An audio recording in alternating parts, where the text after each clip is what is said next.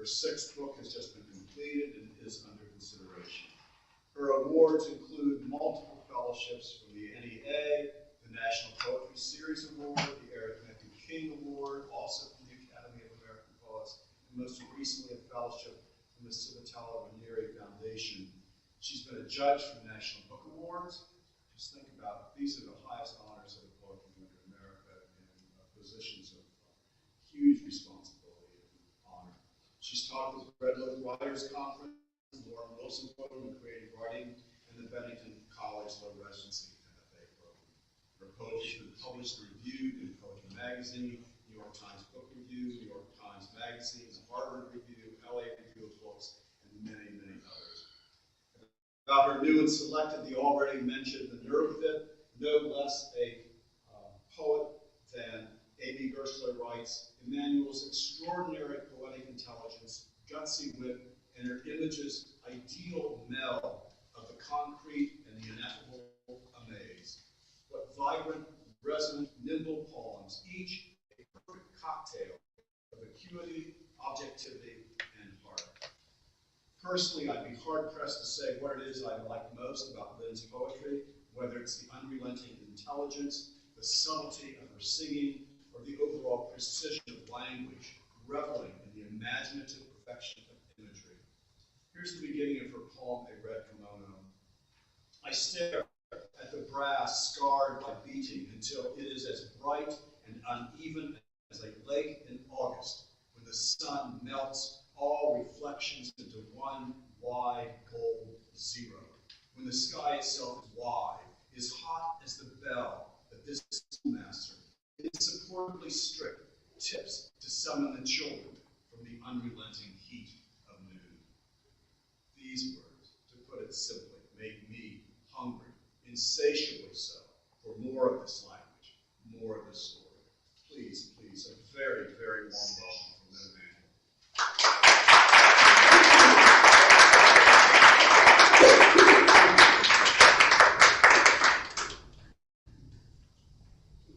Again, I feel intimidated by all that. And I too would just like to, is this okay, the sound? Yeah. Sounds great. Okay. I too would like to thank the Ohio County Public Library.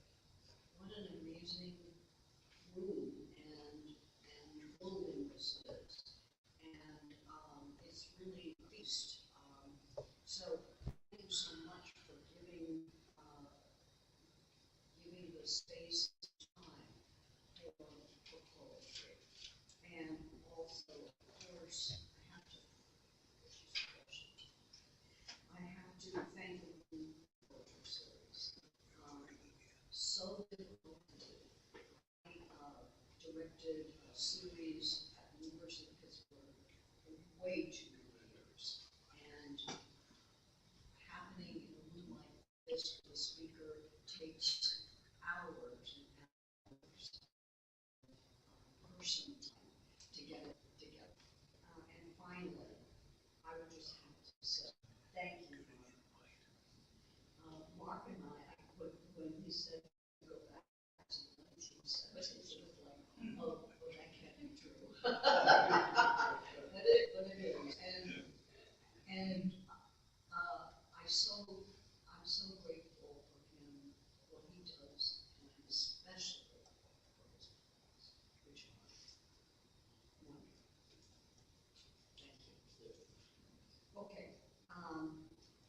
This is a kind of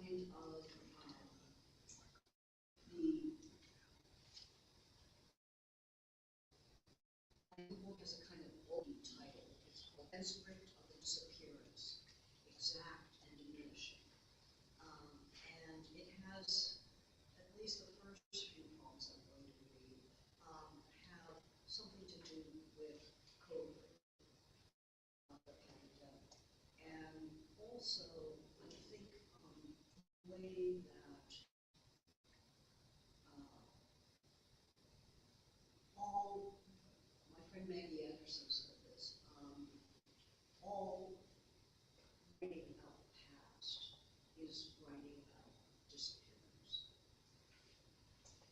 this is called Bad Words, and it's on, about reading Shipley's Dictionary of Word Origins. Look for neighbor, find sarcophagus. Look for tumor, find fetus. Look for shape, into which we are licked and knocked tight between the small, the crude, the temporary of shanty and the notch and nick of shard. Look for trouble, find knob and torch. Look for remorse, find butt and morgue. Yes, here's Maggie's quote. All autobiography is a record of disappearance. And I actually didn't borrow that from her. I borrowed it from someplace else, but she's in here in the last lines of this poem. This is called A Pandemic Writer. I erased the world so nothing could find it. Snuffed out the roses, red hot as the snouts of bombs. Repealed the polar ice cap, and even that fat oxymoron, the industrial park, has disappeared. The last few words, huddled together like bees in a hive, buzzing and plotting, I have cut their throats with the scythe of a comma, turned the snout of my pen against them. I saved by erasing the streets and the people. Let them be overgrown with absence. I don't care. There is no limit to my appetite, my lust, my zeal for emptiness. But I know you, and you have kept a transcript of their disappearance.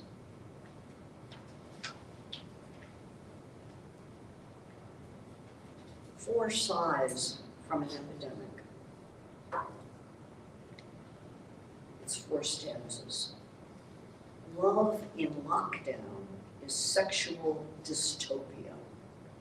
An affair is a prison, but the tension was marvelous. I went out of my body. I flew out of my body. Prior to lockdown, I was already in isolation. The panic eating, the window, the doorknob, dust on the floor, sockets crammed with plugs. The list poem is all portable. Trespass, where taste says we should not, and quiver in witness, move like gossip. Is there a door, an abrupt departure, open anywhere where something happened, grew up, imagined, went to visit? Open your poem with 3 mismatched shoes at the mouth of a dark alley. I should have said, although maybe it's better I didn't until now, but this is a found poem. This is a poem when I would, during the pandemic, I would go and participate in writers' workshops online. And these were some of the things that people said. They are all things that people said. I just arranged them. Disappearance 1, nativity. I was a gardener, and you, my gardener. I was a house, you, my lodger, lodged beneath my heart. My heart, you were a fist that knocked, and I would not answer. You starved me down until a glance could pass straight through me as I lay on the obstetrician's vine couch under a shroud that stank of Clorox. They mine for you, their probes slick with the simplest oils of technicians, for whom I must be opened, peeled back, forced to look. And I did, as I was told, not relax exactly, but give myself up to your co-conspirators who dug you out of the blackness of my flesh, parted the dark waters, and suddenly you came forth, a smudge of white against the ultrasound's blackness. You floated ghostly, thickly pale, a magnolia in a bowl, an elegant centerpiece. You had no heart, were as minimal as a Mobius strip. But you had style. Even your dying was oddly stylish. The way you resembled more and more each day a comet. The long, worn tail of you grew longer, more tenuous on the screen. I saw you calmly and with endearing gravity take a nosedive until the light blinked out and I was no longer a house for an uninvited guest, nor heaven for a gauzy constellation. The screen went dark, and I came back to myself. I was no longer a ghost's ghost. I was myself again. I was flesh and living.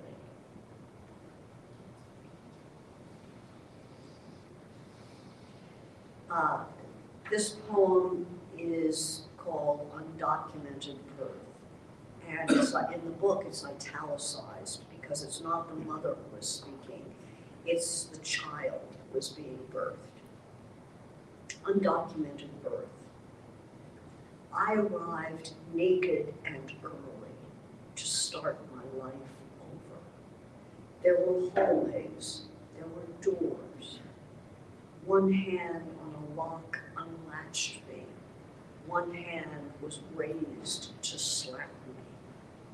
Gasping and naked on the metal table, I emerged, a diver with a cut hose, pale and gutty from the bloody water.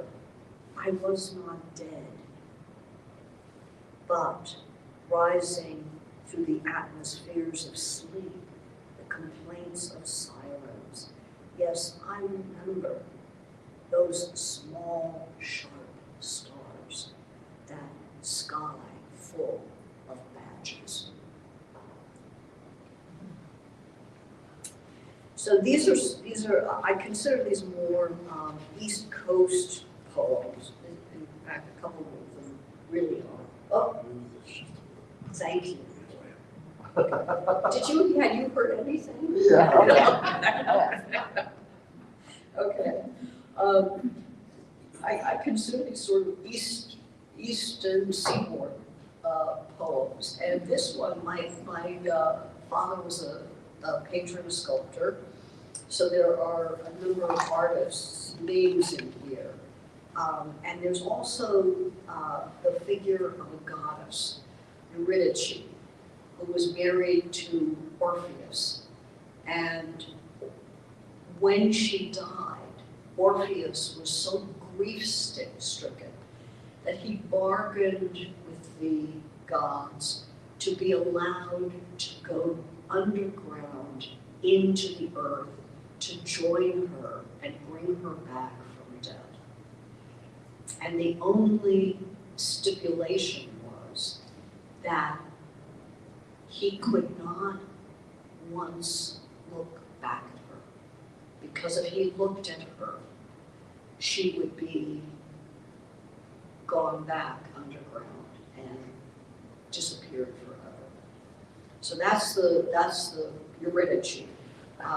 There's 2 pagers, Jackson Pollock, who was that frantic, throw paint on the canvas, and Botticelli, who's a Renaissance painter, who did, they call it Venus on the half shell. She's coming up out of the water, Venus, her hair is all, magnificent, and each little leaf is like its own thing. I mean, it's an amazing painting. Okay. My Eurydice, late 60s, New York City, East River. From Jackson Pollock, I learned to hate Botticelli's The Birth of Venus.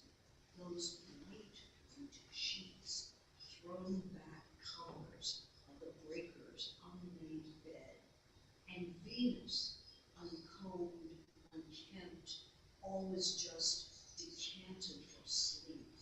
That hair, a serpentine peignoir, tossed across her shoulders.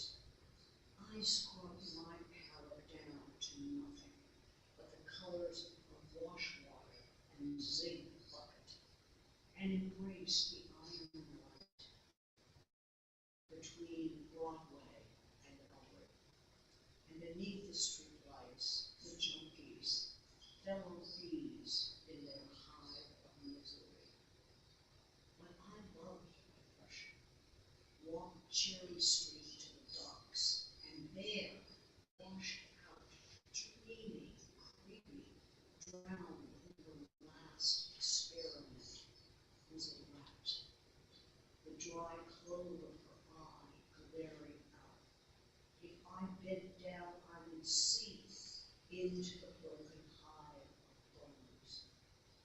I did not look at her, staring at me from her window in the underworld. About death, I didn't give a damn. I believed my hand could open any lock, and even if not, as I forged ahead, I did not once look back.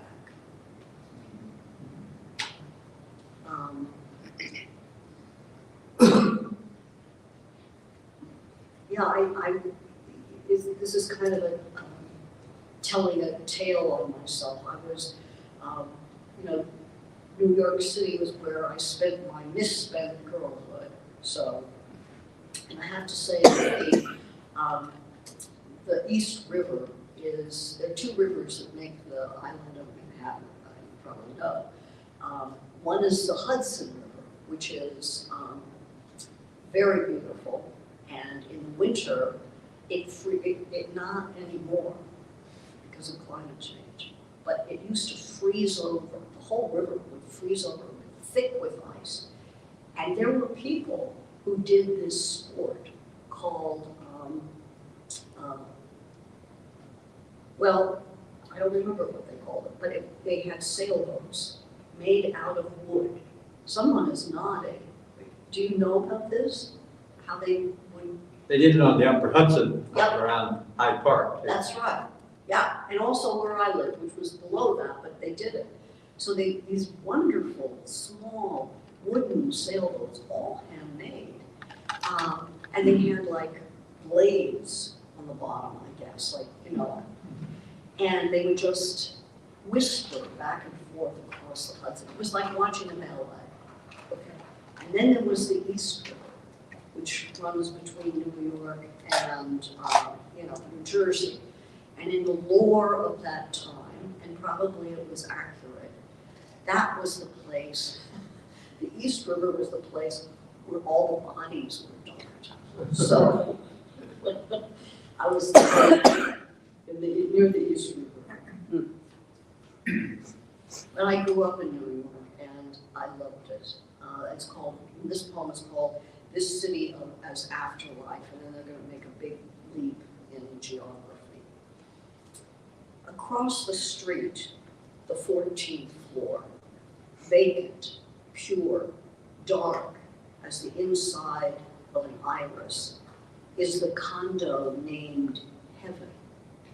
But who would want to live there in a building named for the repository of vanished things? On 7th Avenue, the traffic, loud and stupid as a fist fight. The trucks of intense movers orbit the island, stricken with daylilies. Heads bowed, drenching with pollen the ground. And overhead, sudsy clouds and contrails, and then suddenly the bud of form loosens. Rain. I live in the capital of sight. Good night, my subjects, I proclaim each night, staring out at their gold windows from inside my own gold frame of the afterlife, which this place is, gazing down at the gleaming welter, bus windows, roadhouses, dead casements. I am in heaven. I don't care that I am dead. But what of my subjects? And what could I turn to when Manhattan ends?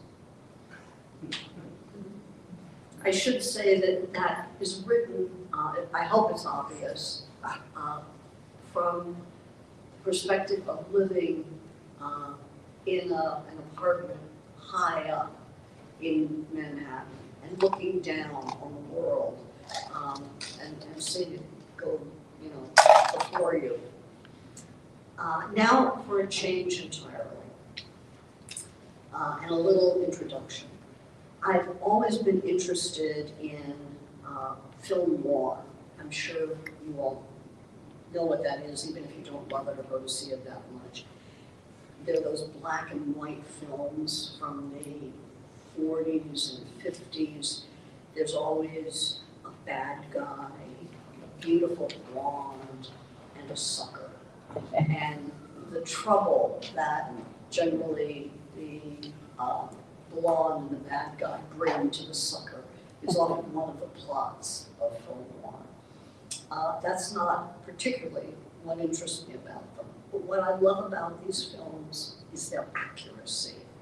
A street, a hotel room, filming with recognition. I know how they smell. In the middle of writing my new book, film noir took me again to a specific geography. As a child, I spent considerable time during the 50s in a very small town in Nevada, where my grandparents lived, and where the atom bomb was being tested in a desert not far enough away from us to be safe. The middle section of transcript of the disappearance is a suite of paragraphs that I hope put that place in place. The 50s class structure, the bomb.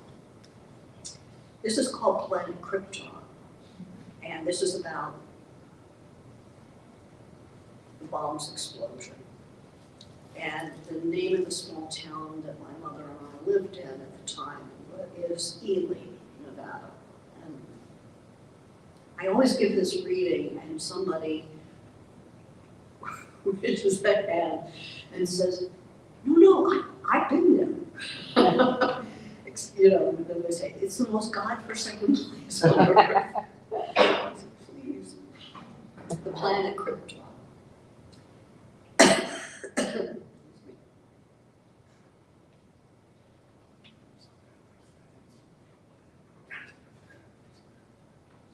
Outside the window, the McGill smelter sent a red dust down on the smoking yards of copper, on the railroad tracks' frayed ends, disappearing into the congestion of the afternoon. Ely lay dull and scuffed, a miner's boot toe worn away, dim, while my mother knelt before the Philco to coax the detonation from the static. From the Las Vegas Tonopah artillery and gunnery range, the sound of the atom bomb came biting like a swarm of bees.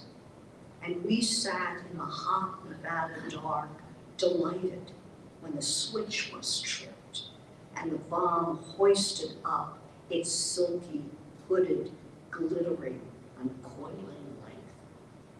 It hissed and spit. It sizzled like a poker in a toddy. The bomb was no mind and all body. It sent a fire of static down our spines, and in the dark it glowed like the coils of an electric stove. It stripped every leaf from every branch until a willow by a creek was a bouquet of switches, resinous, naked, flexible, and fine. Bathed in the light of K-Down Las Vegas, my crouched mother looked radioactive, swampy, green, like something from the planet Krypton. In the suave and brilliant wattage of the bomb, we were not pure. In the atom's fizz and pop, we heard possibility uncorked. Taffeta wraps whispered on davenports. A new planet bloomed above us, and in its light, even the stumps of cut pine gleamed like dinner plates. The world was beginning all over again, fresh and hot, and we could have anything we wanted. Yeah, I should have said that Nevada's a mining state, or I don't know if it still is, it was. So it would go through periods of, great prosperity, the wonderful, houses and hotels and things. And then the ore would give out, and it went into a period of decline. So being saved from not having any ore is the way people saw the technology of the bomb. I'm going to mention a singer here who was popular during the 40s and 50s, and probably later than that, probably, it must have been into the 60s. Eartha Kitt. Does anybody know that name? Oh, yes. Huh? Cattle. Yeah. And she was, she was fantastic. I don't remember a lot of music from my childhood, but I remember that voice. How it was with us. All around me are the props of influenza and the 50s. A spoon swollen by the optics of a water glass looms like a planet. The whole room is troubled and elusive, and beyond it, the realm of sleep bristles with symbols. I am a fever in a fever. At night, from the green radiance of our radio, Eartha Kitt's voice, rough and slow, like a prisoner with a wire, sawing at an iron bar. Outside, the atom bomb blooms like a giant flower. Bigger, a whole what? A whole white garden of dust and radiation washes over us, and further off the trucks, each like a lit city, boil down I-80 toward the end of the world. My skin is rosy with diseases. My heartbeats come and go like a freshet under ice, unpredictably fast, then slowly, I ache through June, where some child's cry clings to the night like a tree cat. How am I doing? 2 minutes? More. 2 more poems? Oh. Okay.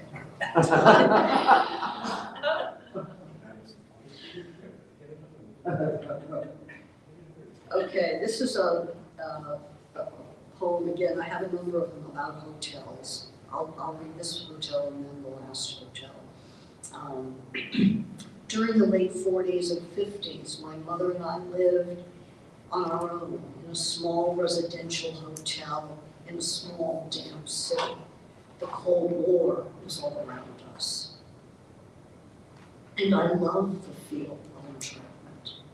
There was a bedroom and a sitting room with a hot plate, a simple shut-in space, a door closing, a pipe with a noise in it running across the ceiling. All the windows faced other windows and stared into mine. I was thrilled that I was not safe. My mother was a single working mother in the 1950s.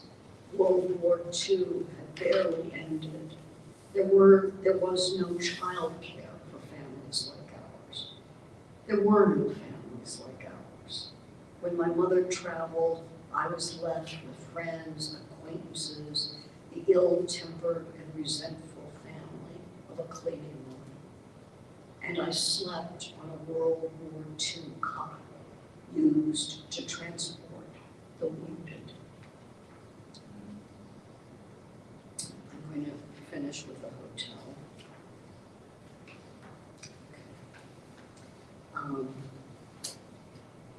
It has a long title for this little piece of prose, but the title is My Mother's Parents Owned the Collins Hotel on U.S. Route 80 in Ely, Nevada. Yeah, and National Geographic has named I-80 the loneliest road in America. So you can imagine. And so the tenants were mostly truckers and miners, other people in transit, and they were all men. I don't remember seeing a single woman customer, except for one, who I'm going to now introduce you to. The lobbies and hallways of the hotel were tiled with black and white linoleum and lit with dim sconces. Each room contained an iron bedstead, a deal dresser, a sink. The windows were decked out with the same jaundiced blinds that hung in my friend Maria's window in Denver. I saw this room time and time again at the movies, where the camera seemed to be waiting for me in its emptiness. My mother was out of work, and we were living in one of the hotel's vacancies. There was the whitewashed bedstead with a headboard whose iron bars had a Romanesque curve, a chenille spread nearly bald from my picking out threads, and a dish filled with piñon nuts on the dresser. I loved the idleness of my life at that time. I was not bothered by having to play with other children. There were no other children. I was deliriously alone and surrounded by adults. I would follow the maid on her rounds, trailing from room to room, a small, avid voyeur with a shaky handheld camera of my attentiveness.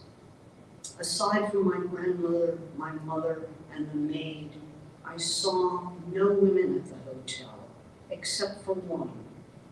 In her room, over the end of the unmade bed, hung a battered pair of white underpants, its core stained a deep red. The image was biblical, a shroud with a bloody mark, and the odor of the body was powerful. The maid opened a window, swapped out the sink, and left. I was impressed by the way the room seemed untouchable, the way I would later feel seeing the dioramas at the Museum of Natural history. The next day, I saw that woman wearing men's khaki pants and flannel shirt, standing in the lobby with my grandfather, who was dropping quarters into her outstretched hand. After that, the window closes forever. Thank you.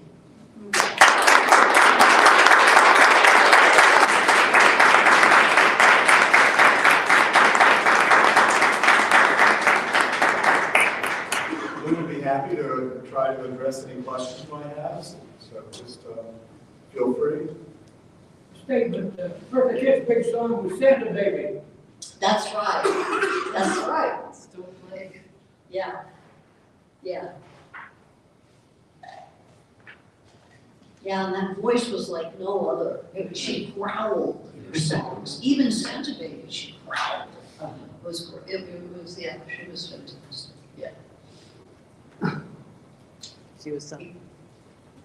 It could be a comment. Oh, I was just going to ask if there are any poets that really inspired you during your youth and young adulthood and inspired you to become a poet.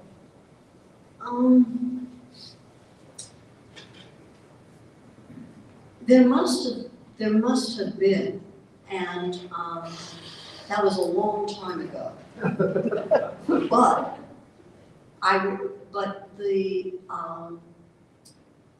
I mean, these films inspired me.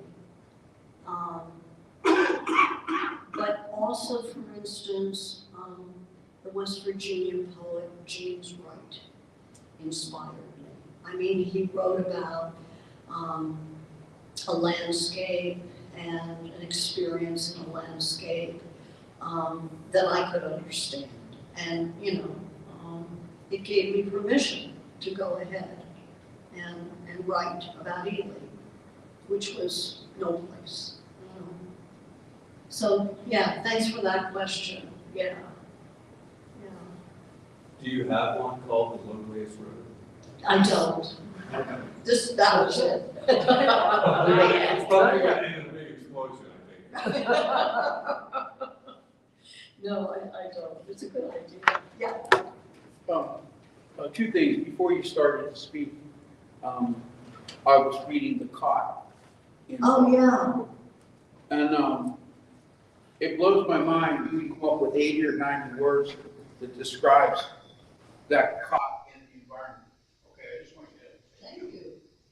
But the other thing is that it released the memory that I slept on one of them cots for one night at my aunt's house, apparently, and I forget that they didn't have an extra bed, and they had one of them army cots.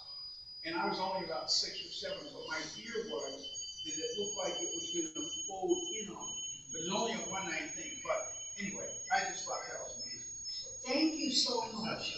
I bet there are more cot memories in this room than people are admitting to. You know, yeah, that was and you know, the cots were not some kind of fancy, aluminum. I mean, they really were cots from the war. And so, finding their second lives in people's homes. Yeah. Yeah. Thanks so much for saying that. Nobody's ever talked to me about that. Thank you. Yeah. Any other comments? Or yeah. I like the quotation that you read or stated earlier. I think it may have been from your friend, to the right, poet. I'm sorry. I have a hearing problem. Can you hear me? She remembers your quotation It's a from quotation. Maggie Anderson. Oh, from Yeah. Maggie Anderson. All autobiography is a record of disappearance, that quotation. Yeah. So I'm just intrigued by this idea of the past disappearing rather than forming who you are in the present and the future. So I just was wondering what you Yeah. thought about that. I think that's why I love it, because I feel that, actually, let me find that. All autobiography is a record of disappearance. And I think I love that because it seems so absolutely accurate to me. it's all gone, everything is gone. And you are or you have kept a record of what has disappeared. Yeah, thank you. Yeah, I'll tell Megan. But isn't it also reappearing And reappearing. in a different form? Yeah, you're right. It is. It is reappearing. And in fact, as far as Ely goes, I actually own 72 acres outside of Ely that, and along with 3 other cousins, who also, each one owns 72 acres. So it's a huge amount of land that my great-great-grandfather homesteaded. And what was I talking about? So, yeah, I guess that was an aside. But there's no water on it, so, you know, it's always, it's for the animals. But yeah, now, a number of movies have been shot in Ely. And I met a guy who he actually supported himself through cars. And he was invited to go to Italy because they were shooting some kind of movie that had to do with gambling, to teach the actors how to play cards, you know, in a very complicated way. So yeah, it's having something of a renaissance. I don't think I want to see that. You know, I just want to see. Yeah, but even your memories reappear in new form against the backdrop of today, don't they? Absolutely. That's absolutely true. Yeah. You know, so New York is different now for you. Yeah. Yeah. And no longer. Yeah. Yeah. Thank you. Yeah. Yeah, thank you. How many years did you live in New York City? My parents had a house outside New York City that was about an hour train ride. So all the time I was in high school, I would go into the city with all my crazy friends. Yeah. We'll talk. And then, but then, and I went to college nearby in New Jersey and was always in New York, I guess, until I left permanently to come to Pittsburgh, which was in the 70s. So I lived there a long time. I might have passed you on the streets. You might have, I wouldn't be surprised, right? Yeah. Any other questions? There's time for at least one more. If not, Lynn has at least, looks like a half dozen of the new book. It's really a handsome collection. I'm sure she'd be happy to sign it for you.